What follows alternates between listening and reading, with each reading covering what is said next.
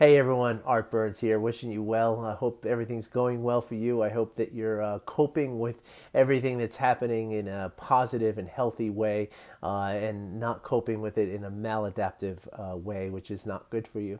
I was inside. I'm inside again doing this video. I was outside earlier, tried to do the video, and it was very, very windy. And now I just went back out and tried again. But now my kids have taken over the backyard, and honestly, I am cherishing every moment that they're spending outside. So I am happy to come back inside, and I'm just grateful for the opportunity. Grateful for them to be outside, and I'm grateful for the opportunity also to have a space inside to quietly record this video for you and talk about some issues around stress and how we can reduce stress in our bodies, and how one of the most effective ways to do that is something we call mindfulness, right? And I want to talk about how these two things are very related in just a moment. But first, let me tell you that mindfulness is, nothing more than the ability to pay attention on purpose in the present moment without judgment. Okay, maybe I shouldn't say the ability, but the practice of doing that, which leads to a greater ability of doing it. Okay, and so how does this apply to stress? And this is the segue that I was hoping to make here. Stress 100% of the time, okay, 100% of the time that stress enters your body enters into the stress response, it is caused by fear. Okay, I was actually I did a virtual career day with a group of high school students today, and I talked about being a stress reduction coach, and I used an example with them that is very, very pertinent to this conversation as well.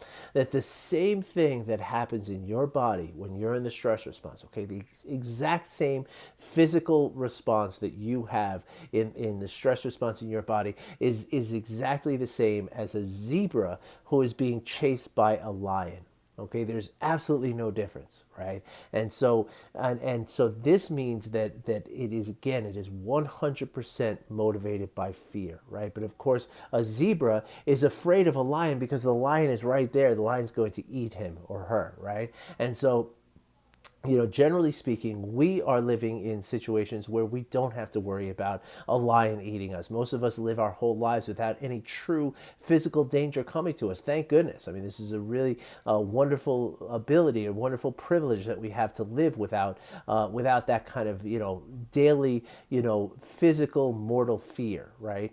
And so could so at the same time though, right? 77% of American adults, and this is something I told these kids today, 77% of American adults live in chronic fear. Okay, that would be like being a zebra being chased by a lion every single day, right? And so that is of course absurd. Could you imagine a poor zebra, the same zebra, being chased by a lion every single day?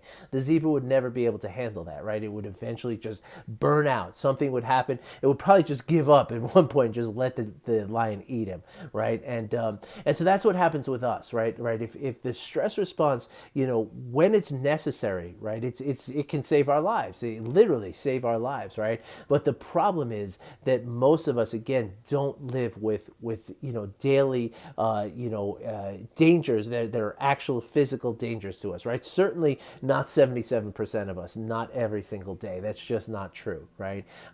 So where our thoughts are coming, where our fear is coming from, is from our thoughts. Spoiler alert. And so when our fears are based in our thoughts, right? That's when we get into trouble, right? Because the thoughts that we have, I don't know if you're aware, but the human brain can process about 60,000 thoughts every single day. In fact, that's the average that we all process, right?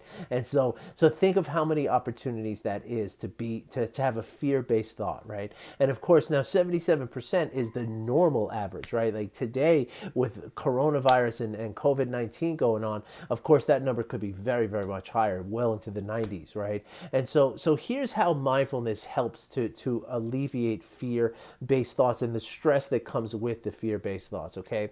Fear, unless you are, being chased by a lion, right, or something is happening right now to you, fear is always a product of a future or a past based thought, right? Always.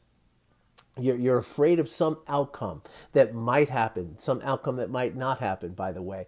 But you're thinking about something that might happen. And as soon as you start doing that, as soon as you place yourself in that future of thinking what might happen, right? And this is where it comes into our jobs and our families and this coronavirus, right? Like we're thinking about what happens if I don't get, unemployment payments? What happens if they don't open things back up? What happens if they do open things back up? And this is where our fear comes in, right? And of course, this is just one example. This can happen at work. This can happen with our families. This can happen, as you're sitting in traffic. What's going to happen when I get to work? And when we put ourselves in the future, that's when the fear comes through, and that's where our bodies go into the stress response, right? And so the reason why mindfulness helps so much with reducing this fear and alleviating the results of the fear and the effects of the fear is that mindfulness is all about, again, paying attention to what's happening right now, right? And doing so without judgment, not judging something as a good thing or a bad thing, but simply being present, right? And that's the key, right? And the last couple of days, I've given you some great exercises to examine things that are happening in your body as they're happening, okay? The sensations in your body are always present. The emotions that you're feeling in your body, as you're feeling them, they are always present. Even the thoughts, right? A lot of people think that mindfulness means stopping thinking somehow. It couldn't be further from the truth. The idea of mindfulness is not to follow those thoughts and to create this future-based kind of scenario and this story that we can very quickly make up with these thoughts, right? But instead to be present with the thoughts, because while you're thinking a thought, you are absolutely in the present, right? That thought is in the present. Other things that are very much in the present are our breath and our five senses.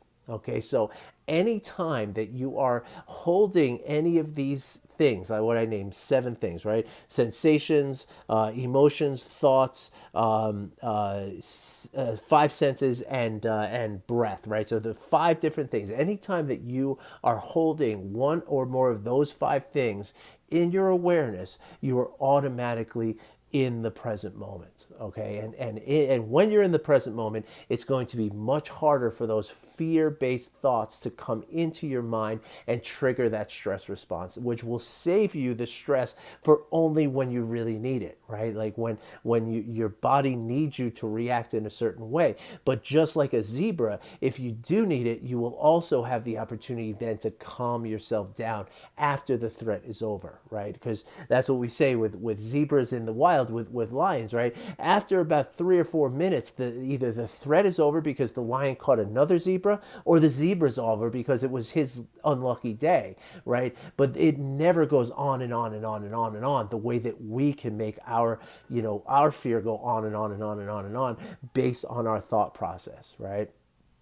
So the key here then is to develop a habit of being present, because the problem is that when you start that thought process and the stress response happens, then it's too late. It's impossible then at that point to remember to be present, right? We're already in it, we're already kind of held hostage by it in a way, right? And so the key then is to create habits, right? So that you are always in the present moment. And once you can do that, that's when the fear-based thoughts just recede and they just become something that you're not even worried about anymore. And that's when the stress response of your body becomes a thing of the past.